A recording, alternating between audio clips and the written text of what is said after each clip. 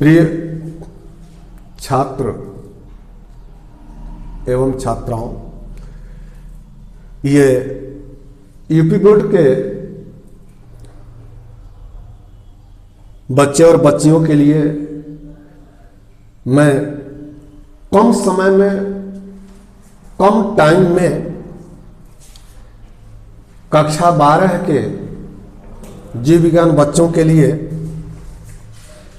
टिपिकल्स जैसा चीज दे रहा हूं जो आपके परीक्षा के लिए और कंपटीशन आदि के लिए उपयोगी रहेगा। तो आज का विषय है जैव प्रौद्योगिकी सिद्धांत।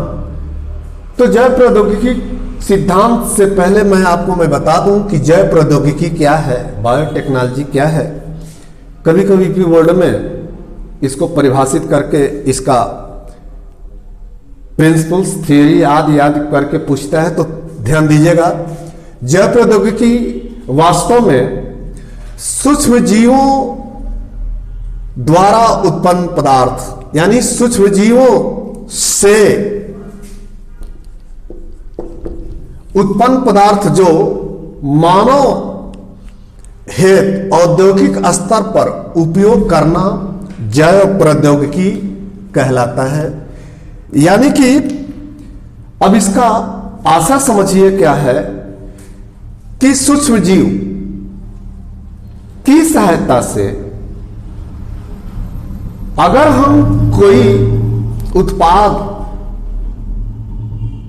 तैयार करते हैं जो हमारे लिए लाभकारी होता है, हमारे जीवन के लिए लाभकारी होता है, ठीक, तो लाभकारी के साथ साथ अगर उसे हम औद्योगिक स्तर पर प्रयोग करते हैं तो उस औद्योगिक स्तर पर उसे उपयोग करना ही जैव प्रौद्योगिकी कहलाता है। जैव माने जीव, उसमें कैसा जीव? सूक्ष्म जीव।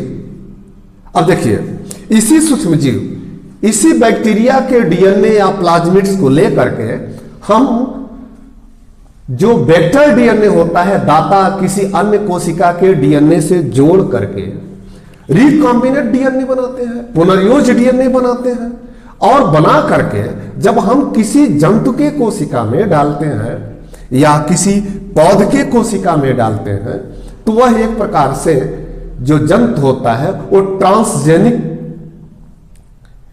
या तो एनिमल्स बन जाता है या ट्रांसजेनिक लिविंग मैटर तैयार हो जाता है या ट्रांसजेनिक प्लांट तैयार हो जाता है।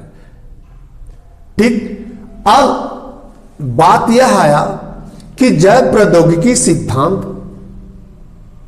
कैसे, कब लागू किया गया। तो देखा, जैव प्रौद्योगिकी सिद्धांत जो है, यानी कि ये जैव प्रौद्योगिकी सिद्धांत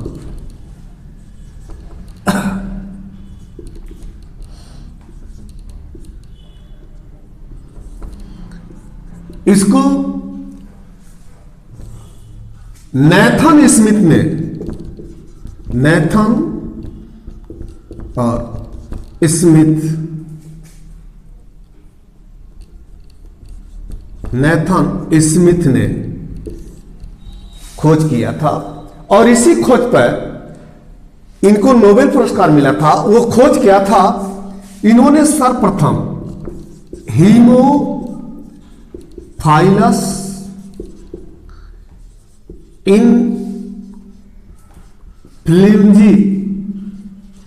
नामक जीवाणु से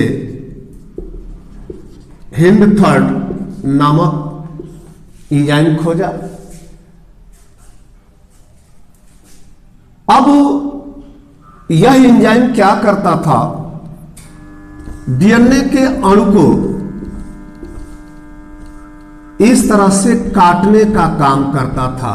इस नाते इसे डीएनए की कैंची भी कहते थे। अब सुनिए, तो पहला चीज तो ये जब प्राप्त कर लिए तो पुनर्योज दाता डीएनए से जोड़ करके पुनर्योज डीएनए बनाने के लिए ये काम करने लगा। तो पहला चीज ये खोजे। दूसरा इन्होंने देखा लाइगेस ये एंजाइम्स था। ये क्या किए, डीएनए लाइगेज की सहायता से डीएनए और को जोड़ने का, रिकॉम्बिनेंट डीएनए बनाने में बहुत ही कामयाब हुआ। अब उन्होंने क्या किया, इस जैव प्रौद्योगिकी को सिद्धांत के आधार पर दो भागों में बांट दिया। पहला ये जीनी अभियांत्रिकी और दूसरा रसायन अभियांत्रिकी।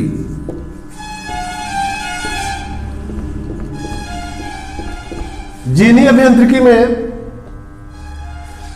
ध्यान से सुनिएगा, जीनों का हेराफेरी करके, जीन स्थानांतरण करके, यानी कि जीन हेरा फेरी करके जीन स्थानांतरण करके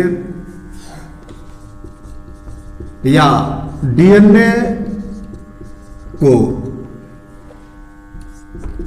तोड़कर जोड़कर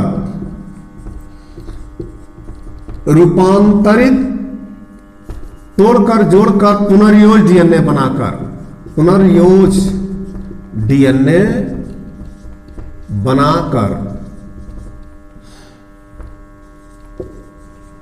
किसी अन्य जीव